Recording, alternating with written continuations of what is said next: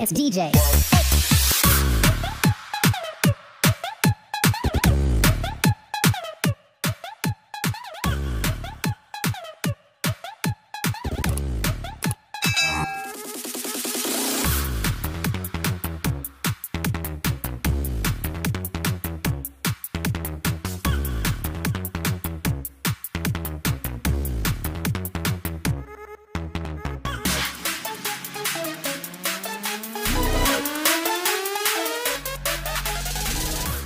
Kumusta po kayo? Welcome back sa aking channel. Nung nakaraan, merong nasa labay tayong kasamahan, si Tito Gary. Kaya pinalipas muna natin yung isang araw, dalawa pala, bago tayo muling sumisid dahil sa talagang mga idol, ang hahaba ng gaway ng mga salabay. Napaka-delikado. Pero ngayon, kailangan na nating mantusok kasi wala nang may ulam. Wala na rin pambili ng pangulam. Kaya ngayon ay mantutusok tayo ng isda. Nakasama ko naman ngayon si Daddy, yung biyanan ko. Ando na siya, nauna na. Ito nga pala yung request nung isa nating kaibigan. Gustong makita yung setup noong flashlight at noong camera.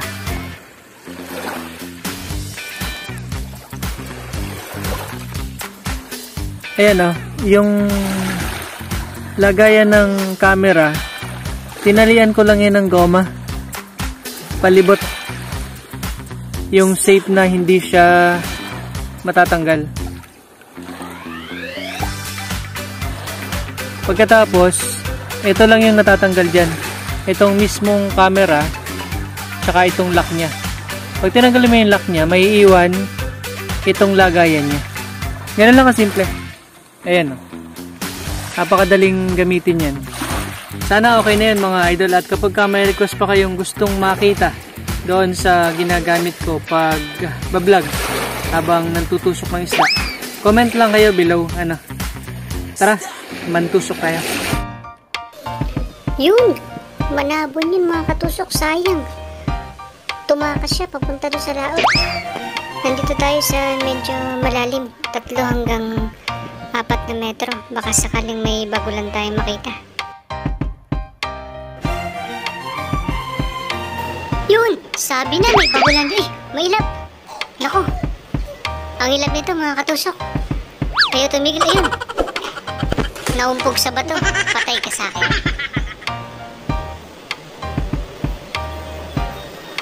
Patay kang bagulan ka. Sapul sa mata.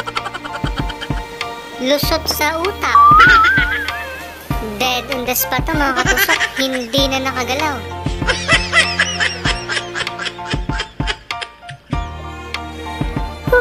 Hiningal ako dun mga katusok. Grabing paghahabol ko dun. Ang hirap talaga maghabol ng iisa lang yung tapak sa paa. Ang laki nito. Siguro humigit kumulang ito. Akala ko talaga hindi ko mapupuruhan dahil sa tumatakbo. Malangoy pala. Buti na lang nung tamaan sa mata, napuruhan yung utak niya kaya hindi man lang siya nakapagbuga. Ito nga pala ang new record ko mga katusok. Sa akin lang ha. Sa iba kasi alam ko mas malalaki yung nahuhuli nila. Pero sa akin, ito yung pinakamalaki kong nahuli. Siguro sa susunod, mas malaki na rito. New record na naman. Grabe mga katusok. Nakadali tayo ng malaking bagulan. Hindi inaasahan. Pagpunta ko dun sa medyo malalim, ang bilis niya, lumalangoy siya. Hindi siya katulad ng mga nakatigil lang. Ito grabe. Siguro kulang 2 kilo hinto. Okay. Lubog ang bangka.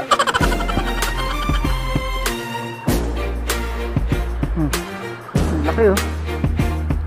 Nahirapan akong habulin dahil sa iisa yung aking gamit na tapak. Dahil yung isang ginagamit ko, dun yung kay Daddy sa biyanan ko. Bali, hiniram ko lang. Namana siya ngayon kasama ko. Laki!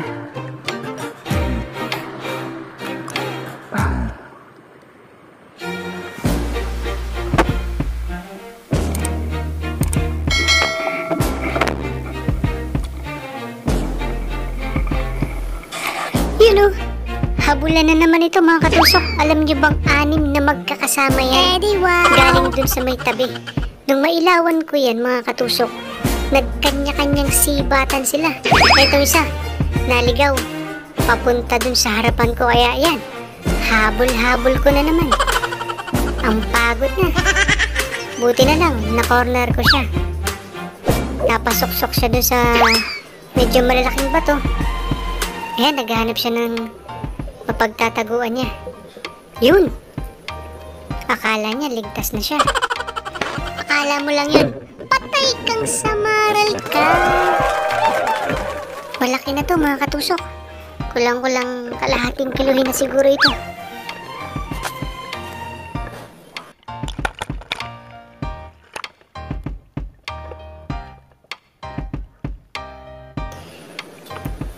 Yun mga katusok, hindi ko muna inilagay sa bangka-bangkaanan kasi nakakita ako ng mga patuna, yung mga iito. Papanain ko muna sila para sabay na nating ilalagay dun sa bangka. Meron na pala akong reserbang dalampana. Ayan o. Tawag namin dyan, busog. Hindi ko tinamaan mga katusok. Tumakas. Pero ayan, hinahabol ko. Yun. Sala pa rin. Sala. Yun. Sala pa rin. Oh, yari na. Dali na. Itong kagandahan sa sa busog. Busog ang tawag namin dito. Hindi mo na kailangang ikasayan. Yan o. Tusok ka na lang ng tusok. Pag di mo tinamaan, tusok ulit. Unlimited tusukan ba?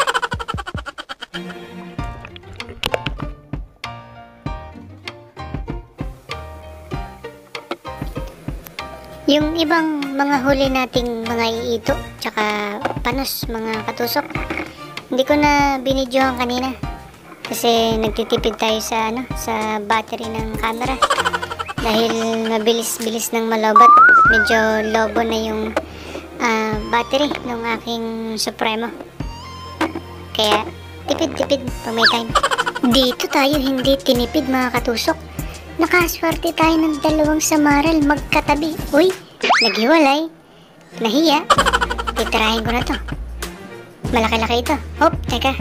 Humarang yung isa. Siguro lalaki ito. Masyadong maginoo. Sana all. Patay ka. Naku, sayang mga katusok. Hindi lumampas yung pana natin. 1 shot sana yun. 2 sana. Pero ayun, yung isa. Hindi naman siya nagpakalayo-layo. Siguro, iniintay niya yung kasamahan niya. Akala niya nakasunod sa kanya. Oo nga naman, nakasunod sa kanya. Nakatuhog nga lang. At ngayon, tuhog na rin siya. Ayos! Nakadalawa tayo mga katusok.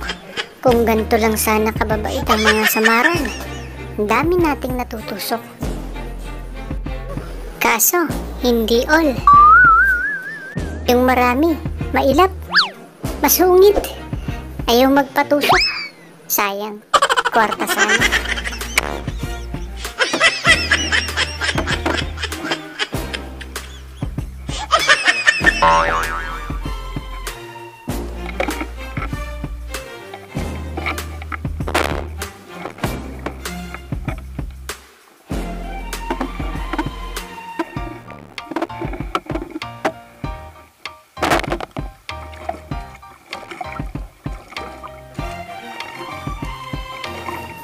Yun, sa wakas, may matutusok din tayong manabon.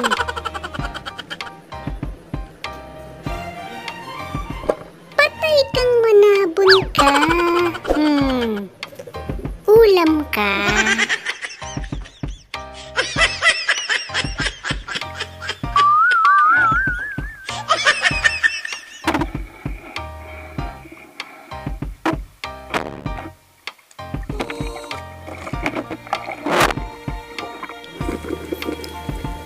Paahon na tayo mga katusok.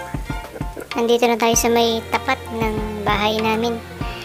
Ang dami na naman nating nakitang mga salabay kanina. May maliliit, pero marami din yung malalaki. Kanina nga wala na akong ginawa kundi umilag. Kasi baka matamaan ako sa pisngi. Kahit pa meron tayong bonnet, eh maganda na rin yung nag-iingat. Sa bagay, itong huli natin mga katusok, sapat na to. May pang-ulam na tayo. Kami pala. Tapos may pambenta na rin. Bawi na lang uli sa susunod. Para may matusok pa tayo sa susunod.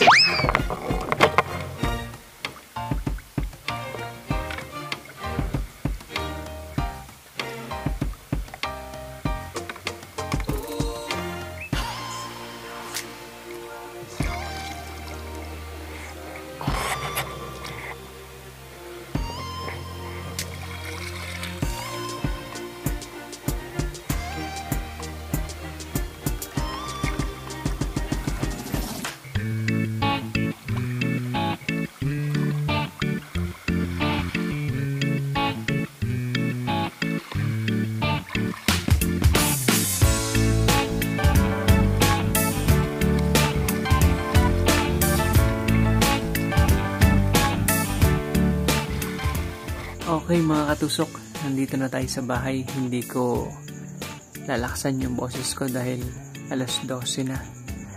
Tulog na yung mga kapitbahay, baka batuhin tayo. Na kanina naunang umahon si daddy. Pagdating ko dito, gising pa naman siya. Nadali rin daw siya ng salabay sa mukha. Pag-ahon ko kanina, ang lapit na rin ng salabay sa mukha ko. Halos isang dangkal na lang.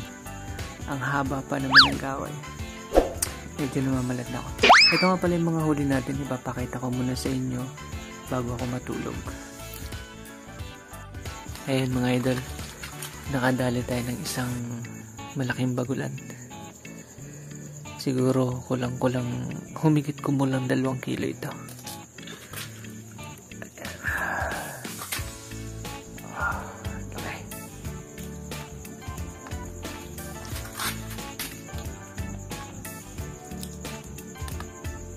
Laki no? Siguro ano na to, lalaki na kasi pahaba, o baka naman babae pa rin kasi medyo bilugan. Tapos nakadali tayong 2 samaral, 3 pala, 2 magkasama, tapos yung isa nahuli natin ng bukod.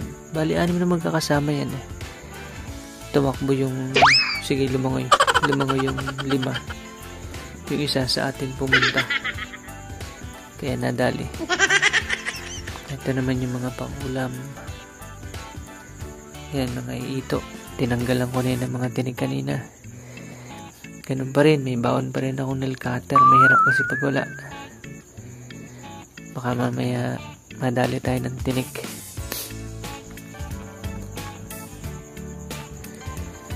Pero alam niyo mga idol, yung iito, ito pa to na.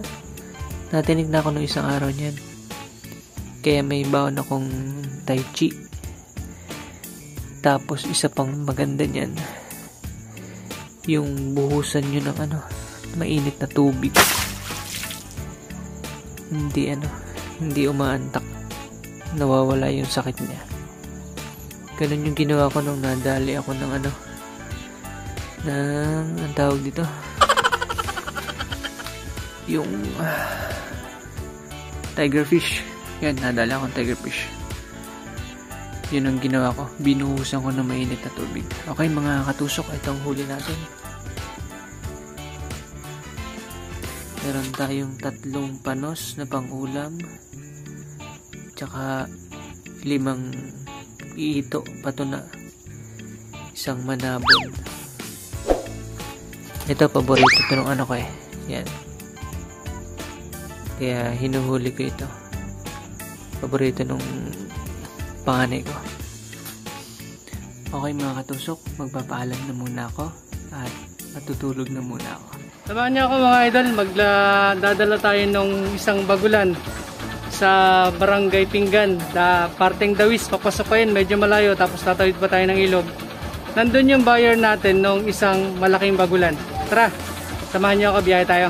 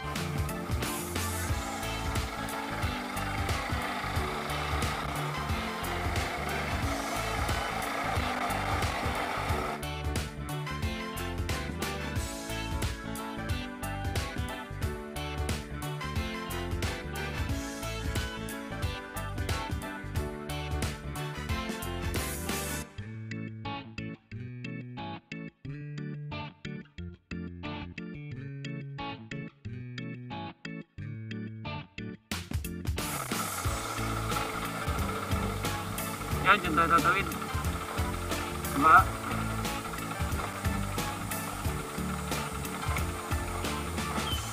Oh, ang putik.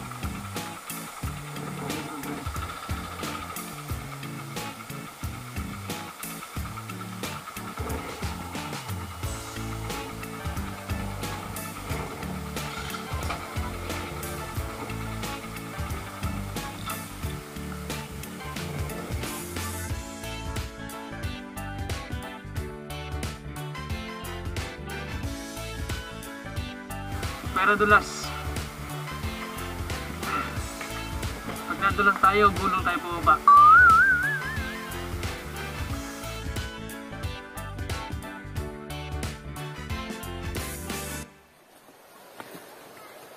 Pauwi na tayo.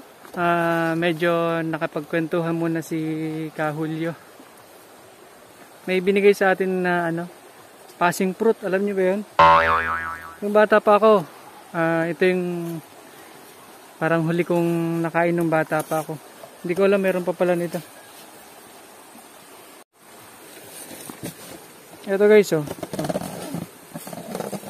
Kilala niyo ba yan? Passing fruit. Okay, dadaanan naman tayo dito sa ilog. Ang madulas malas.